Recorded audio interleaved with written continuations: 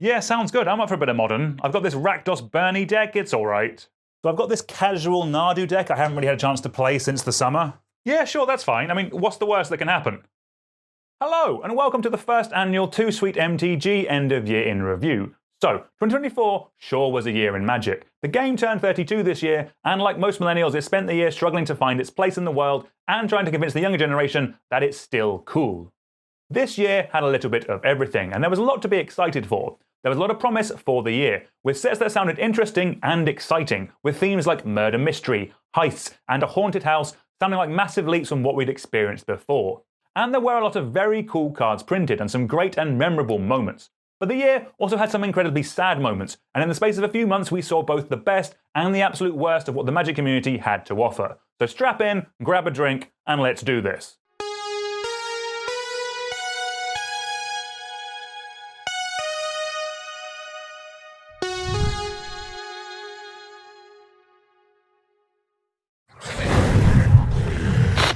The new year started with probably a more important change than we realised at the time. Ravnica Remastered came and went. As a set it was alright, no one really opened it. But along with it went draft boosters. That's draft boosters, as in the 15-card booster packs we've had since Alpha. They were replaced with play boosters. They're kind of like draft boosters, but you only get 14 cards. You do sometimes get 2 rares, but sealed is kinda fucked. For more of the shrinking nature of Magic product, let's throw it over to me. Spoiler, it gets worse.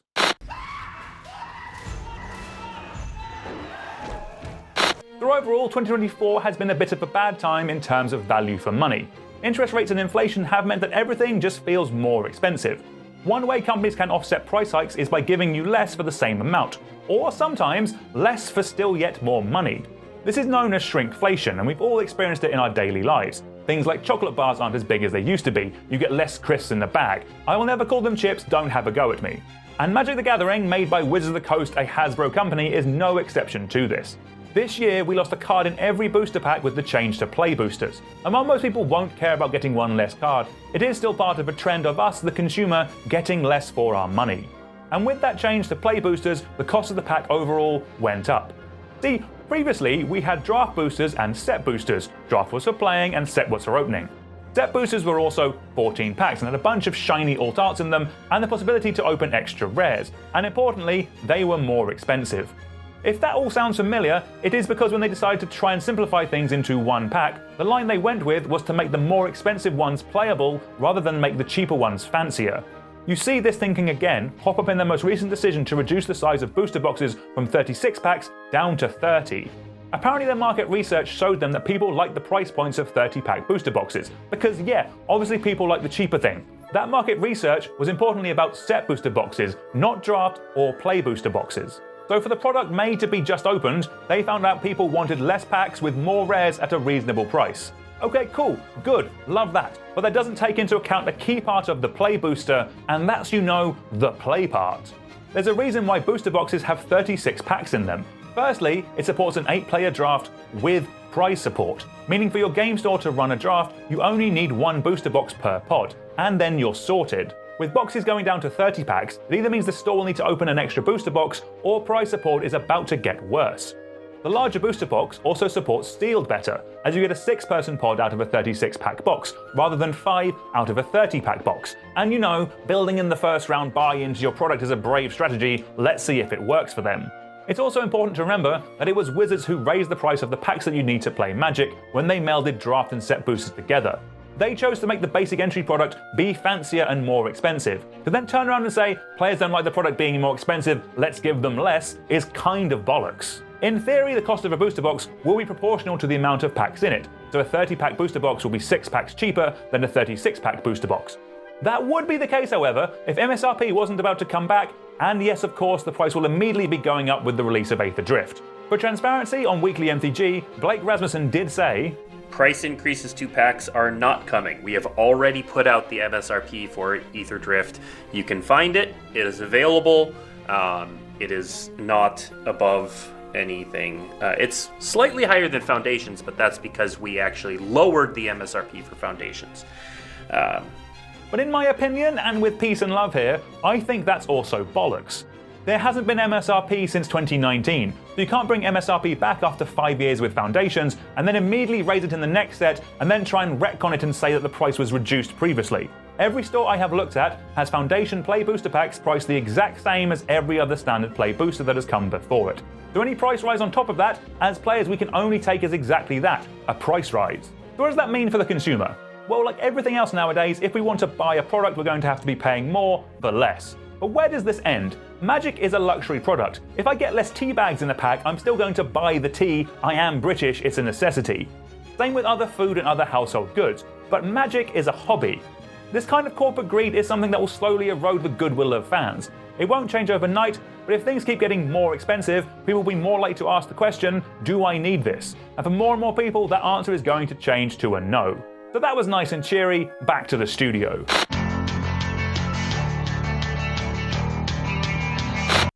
Alright, so I have a Nadu in play. I'm going to cast a Shuko. I'm going to equip for 0. I have a trigger. Yeah, you sure do. In February, we had the release of Murders at Karlov Manor, a murder mystery whodunit set built around solving a murder, where importantly they told us who the murderer was in the intro video to the set. The killer is none other than Oba, the central member of Trastani. Spoilers, I guess? And I know what you're all thinking. Maybe it's a Columbo-style scenario where it gives away the murder at the start. Maybe they're playing into that aspect. Unfortunately, they were not. There was no interesting story about how the detective was going to work it out. No, just a video going through point by point every beat of the story. They couldn't have waited till pre-release? They couldn't have spoiled all but one card ahead of time to let us find out who done it when we opened the packs? No, they didn't do that. But just one more thing. They also released a Cluedo tie-in with Murders at Karlov Manor. You know, Clue or Cluedo. The well-known board game where you try and deduce a murderer by visiting different rooms in a house, using your guesswork and your deduction to solve the case. And what did they release to tie in with that? Well, a multiplayer jumpstart sort of thing, where the packs were still random, but there was no board, obviously. And the ways to win were to either solve the murder or to kill your opponents. You know, like the well-known board game Cluedo, where the goal is to kill the other players. How was the set itself? Yeah, it was fine. If it had been billed as a Ravnica set, oh yeah, importantly it was set on Ravnica, that didn't come up before, I would probably have liked it a little bit more, but when you're sold a murder mystery set and you don't get anything close to that, to me it felt a little flat. Although Surveil Lands slap, possibly some of the most impactful cards of the year, reprint them please. My wife traded all mine for Legacy staples, and frustratingly, that is not a joke.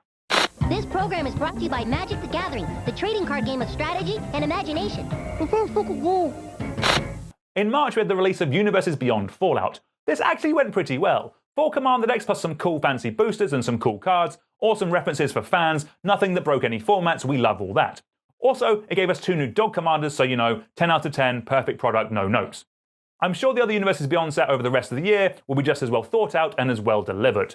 In terms of bans, March brought about the bannings of Violent Outburst in Modern, just in time for Vexing Bauble to be printed to nerf the whole deck out of the format, and Ponder was unrestricted in Vintage, but only the Doomsday players noticed, because I guess they are always 5 steps ahead of the rest of us.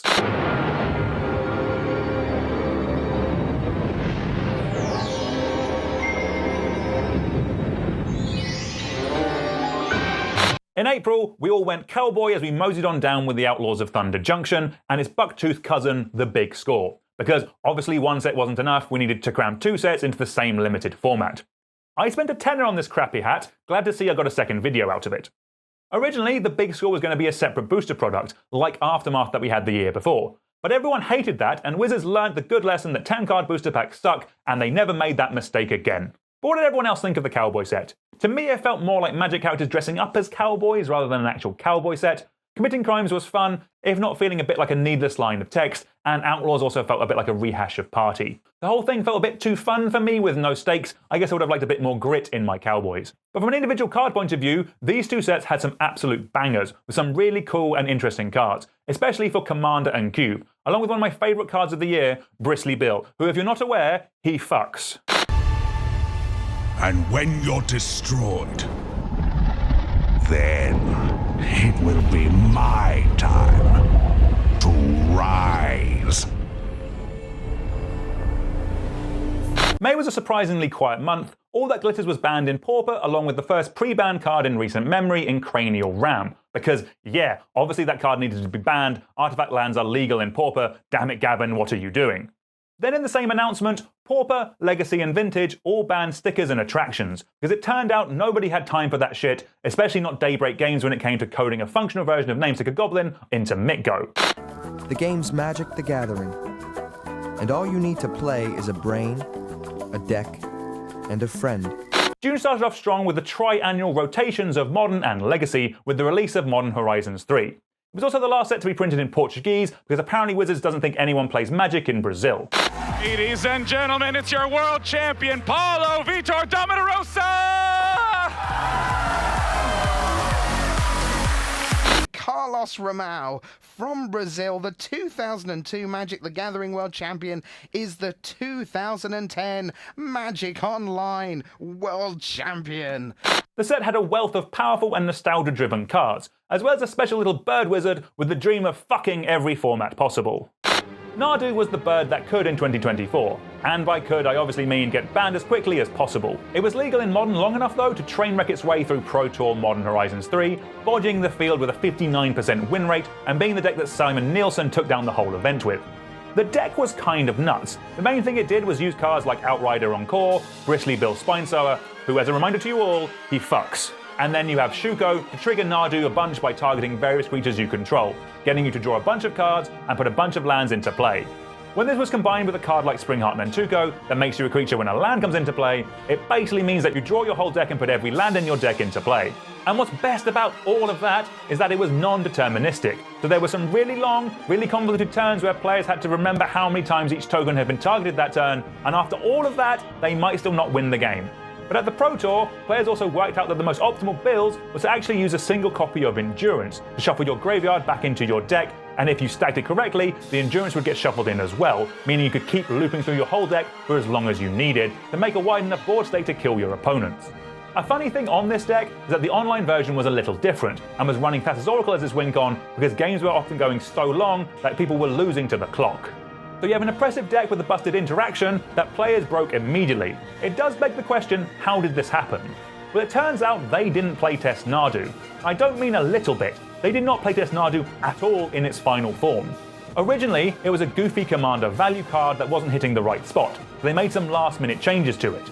Those changes were so last-minute, however, that no one played the final version of Nadu until pre-release. Because it was a card aimed at Commander, it didn't go through the normal testing that competitive cards go through. And yeah, this was a big fuck-up. It had big ramifications. It was the best deck in Modern for a while, and if you wanted to play it, you had to buy a bunch of cards like Shuko that everyone knew would soon be losing money because it was so obvious Nadu was going to be getting banned as soon as they got the Pro Tour and a bunch of other events out of the way. But let's be clear about something. This was always going to happen. In December 2023, Hasbro fired around 1,100 people, including staff at Wizards of the Coast. At a time when there's more pressure than ever to release more product, it's kind of amazing that actual mistakes like Nadu are so few and far between. This won't be the last mistake that we see. There will be cards that slip through the cracks again. And personally, as someone who mainly plays Cube and likes these kind of cards, I'm personally here for it.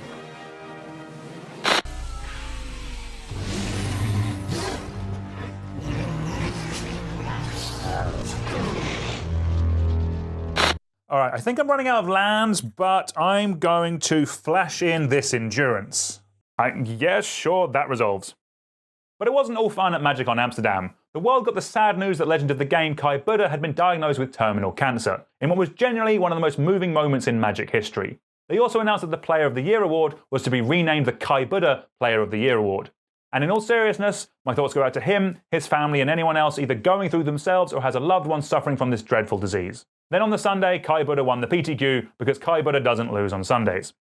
July brought around the release of Assassin's Creed. This was the first set to use Beyond boosters. Now, a Beyond booster is a pack with 7 cards in it that you can't draft with. Because it turns out a 10-card booster pack was just too generous. Also, the set has no dogs, 0 out of 10. Also in July, Oathbreaker banned stickers and attractions 2 months after the other formats, as its rules committee finally remembered that Oathbreaker still exists. Pack one, pick one. Magic Gathering Vintage Cube Draft. I'm gonna go with this one right here. In August, furries globally rejoiced as Bloomburrow was released. The set was wildly popular, with its cute setting and characters melting the hearts of even the most stoic bastards. Alright, the set was nice, okay? What do you want from me? The set was the first ever for Magic to not have a single humanoid character in it. The vibe of the set was phenomenal, the limited gameplay, not so much. Damn, who's that devilishly handsome fellow in the yellow? Bloomburrow was also the last set to be printed in simplified Chinese, because apparently Wizards doesn't think anyone plays Magic in China. So if you like to come to China, in Tianjin, you can visit this shop in the background. In Modern, Grief and Nadu get banned, and in Legacy, Grief finally got banned after a long campaign of making the format miserable. Thankfully, it and Psychic Frog didn't have too long in the format together. And then in Vintage, Urza's Saga and Vexing Bauble were restricted because Wizards will only acknowledge the secondary market when it comes to not banning expensive cards in Vintage. Magic the Gathering, the strategic card game where two players duel against each other by using their cards to cast spells and summon creatures. Today we brought together some of the best players from the Pro Tour 4, the MTV Invitational. Just a month later in September, Duskmourn House of Horror released. The 70s and 80s themed slasher set was actually one of the sets of the year. And yes, it was a little on the nose at some points with some of its top-down designs, but it turned out to be more than just a Stranger Things cash-in, with some very cool cards and with Rooms and Manifest Dread being absolute banger of mechanics that hopefully we see again soon.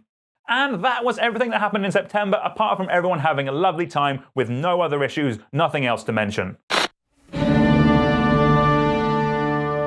Well, fuck. On the 23rd of September, the Commander Rules Committee released their quarterly banned and restricted update.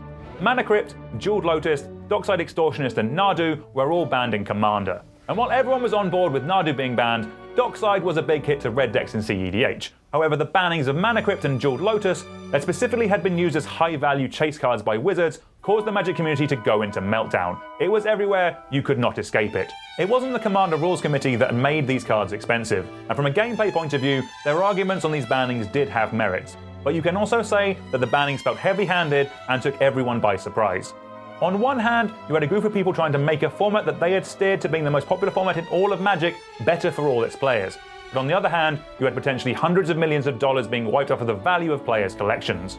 A week later, on the 30th of September, after days of hatred, vitriol, literal death threats, and its members being doxxed, it was announced that the Commander Rules Committee and the Commander Advisory Committee was to be dissolved, and control of the Commander format was being handed over to Wizards of the Coast.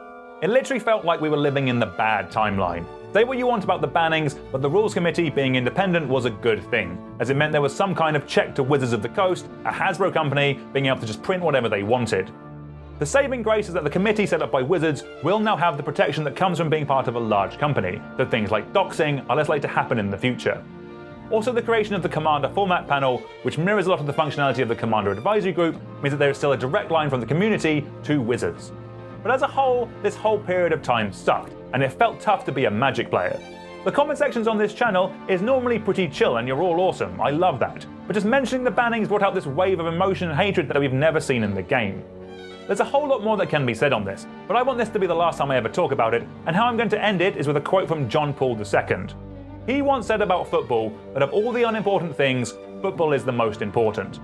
I think there is something in that as a community we should apply to Magic. Of all the unimportant things, Magic is the most important, and it is that to a lot of people. I know I spend more of my waking day thinking about Magic than most other things, but there comes a point where you have to stop and let it go. Hopefully that level of hatred is something that as a community we can leave behind in 2024. Magic the Gathering entra en un mundo de criaturas fantásticas y conjuros. Conviértete en un poderoso hechicero con los 12 mazos exclusivos. Primera entrega con CD. Tell me, how many tokens do you have? Yes, lots of tokens. The changes didn't stop as we moved into October. The way damage was a sign change, it mostly doesn't matter, but combat tricks are slightly worse, and giving all creatures -X/-X is slightly better. We also got an update on our return to Lorwyn. Hooray! The news is that it's been pushed back to 2026 to make room for more not Magic, otherwise known as Universes Beyond, which are now standard legal as long as it comes in at play boosters. They still reserve the right to print those shitty Beyond boosters though, but those will only be for Eternal formats. The full docket for next year shows that we're now getting 6 full sets, all standard legal. Half of which are Universes Beyond, which when you add to that the probability of another Commander set or a Secret Lair, it's going to mean that over half of Magic next year won't be Magic.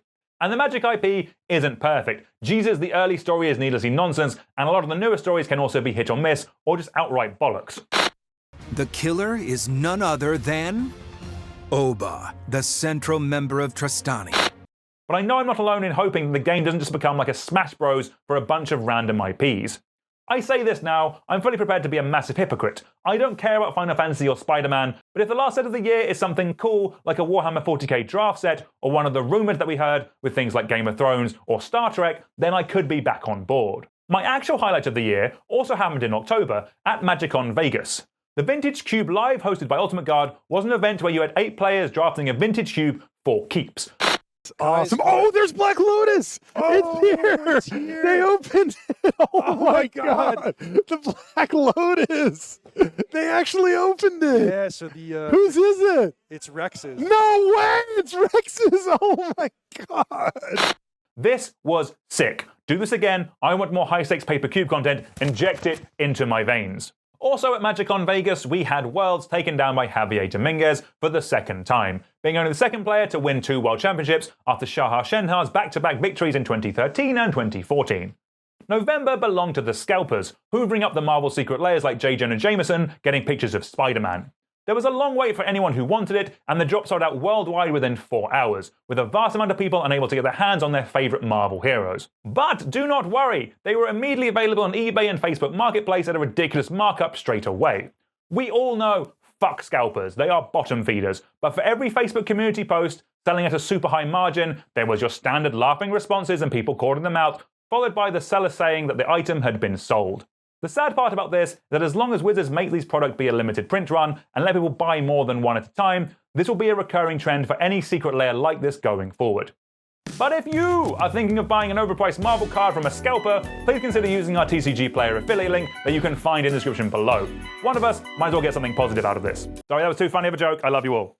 One actual plus side is that yes, you won't be able to get the artwork of these cards again, but the face commanders will all be reprinted at some point in the future. It could be a Universes Within version of the card, but more likely we'll just get a reprint with different art in one of the many upcoming Marvel sets over their multi-year deal. November also saw the release of Foundations, which was, apparently a whole set, consisting of 50% reprints and 50% new cards. Foundations will be the cornerstone of Standard and will be legal for the next 5 years, or at least until they change their mind in about 3 years or so and just have it rotate out with everything else. The set was fun and well received and shows that a core set of cards, as it were, has a place in Magic, especially when it comes to onboarding new players. And it also included the card Helpful Hunter, so 10 out of 10 set of the year. My only actual annoyance with this set is the best card in it for Cube is Scythecat Cub, and because it's only in the Jumpstart packs, it's super expensive. So the version in my Cube is going to have to be another printed jobby until it gets a reprint or I do another drunken card order. Hey! Magic the Gathering Arena Mobile. December was going to be a quiet month until about half an hour before I recorded this bloody video. We've had the first in some new fancy Chaos Vault Secret Lair that mainly looked like something an intern made in Photoshop. And Pioneer Masters brings the bulk of the Pioneer format to Arena, with just enough cards left over to squeeze out a Pioneer Masters 2 sometime in the future. And then on the 16th of December, a plethora of bans and unbans just dropped. Gigantha was banned in Pioneer, while the One Ring, Amped Raptor, and again Gigantha were also banned in Modern. But more interestingly though, Mox Opal, Green Sun Zenith, Faithless Looting, and finally Splinter Twin was unbanned in Modern. Splinter Twin especially has got players excited after being unbanned in Modern after 8 years. And only 5 years too late for it to do anything in the format, but just in time for all the Magic dads coming out of retirement to learn what a Psychic Frog is. Talking of, in Legacy, Psychic Frog and Vexing Bulbul were banned because Brainstorm and Force of Will must be playable at all times. And that was 2024! Doesn't time fly when you're baying for the blood of an unpaid volunteer?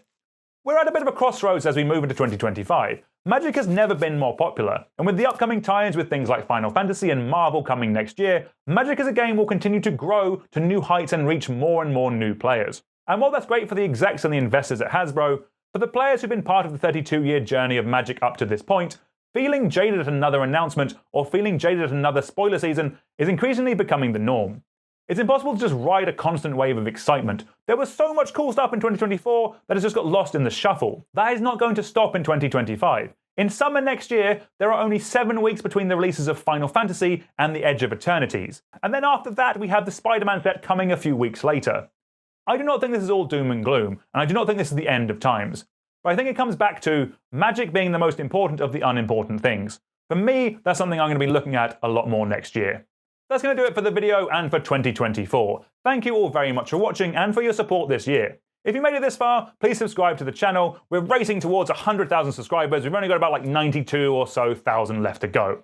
Until 2025, it's goodbye from me. All right, I attack with 47 creatures. I will cast a Rakdos Charm. Each creature deals 1 damage to its controller. Yes, it's a good one. And it's goodbye from him. Goodbye.